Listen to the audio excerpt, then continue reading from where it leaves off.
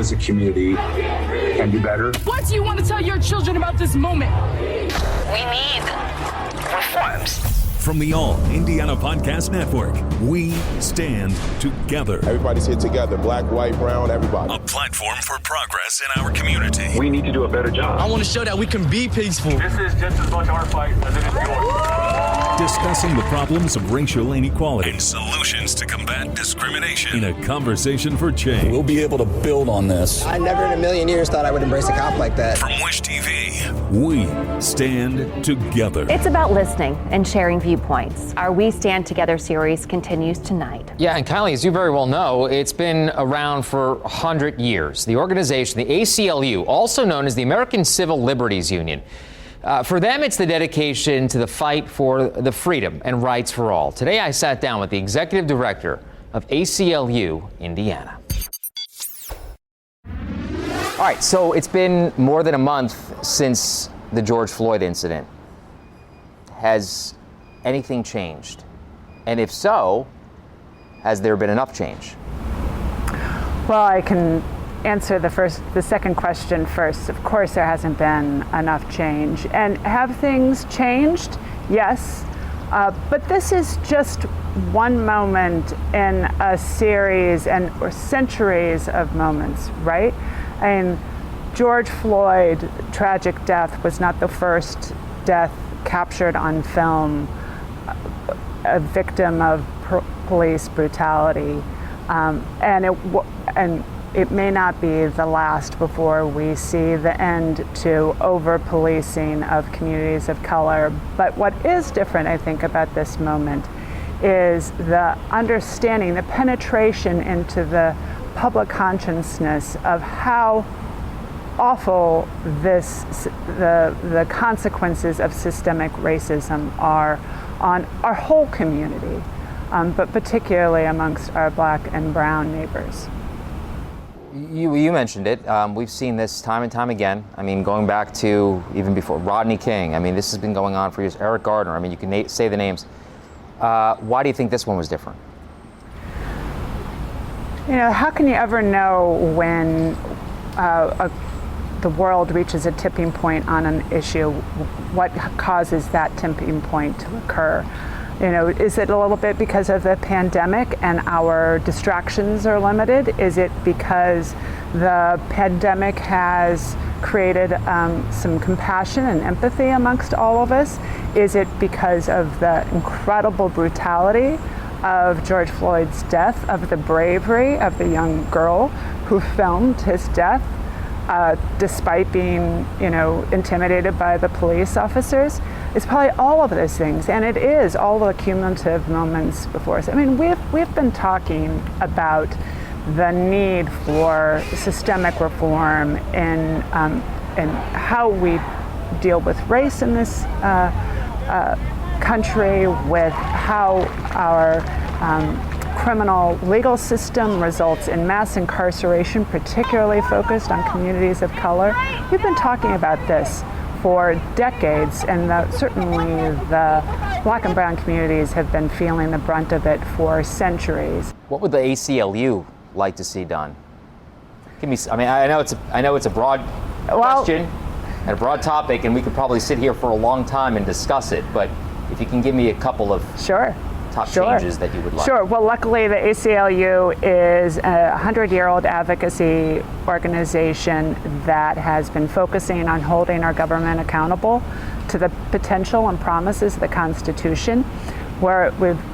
Half of us are lawyers, so guess what? We've got a plan. And we've had for years a campaign to end mass incarceration, and that is focused on changing our criminal legal system from the beginning interaction between police and individuals all the way through the consequences of our mass incarceration system. We have a blueprint for Indiana, how to cut mass incarceration by half. We have, and those specific policies, and again, changing every point along the system. And the events of this summer have put a spotlight on policing and how we over-police communities of color. then there's interactions all along the spectrum of our criminal legal system that disproportionately impact people of color, especially black men. Giving them longer sentences for the same offense, keeping them in jail, denying them bail. All of those points of contact have a disproportionate impact on communities of color. We're running out of time, so I got one more question for you. If you could pick one thing that needs to change here in Indianapolis, what would that be? We have to reimagining the role of police in our lives. We have to make police, give them a smaller role, their duties and role more circumscribed. We need to devote fewer tax dollars to funding them. We need to stop paying for more officers and more military equipment. We need to stop enforcing non-serious crimes like selling illegal cigarettes in New York can get you killed. Stop those interactions. Stop asking our police officers to act as mental health clinicians. Let me just push back on you for one second here, schools. because I know that a lot of people are going to watch this and say, you say stop putting money into hiring more cops. There might be somebody at home that says, won't that make me less safe? We can still have police officers that respond to violent crime, and it's an important question, right? I mean, we have murders in the city of Indianapolis. We're not saying that the ACLU is not saying that police officers should not be able to respond to violent crime. We're saying that there are so many, there's an expanded role, an ever-expanding role that we're asking police officers to play that have led to this point where we are now. And we at the ACLU are following the call of Black and Brown-led organizations and demanding that the role of police change, that police stop surveilling communities of color, stop harassing them. I think that if we are to make the most of this moment, we engage with everyone in the community and think, what if we ask police to do that's too much? And what can we do, ask them to do something differently and use the residual money to hire more mental health counselors in schools and in the community, have better housing, better job opportunities, better schools. A long way to go. Yeah.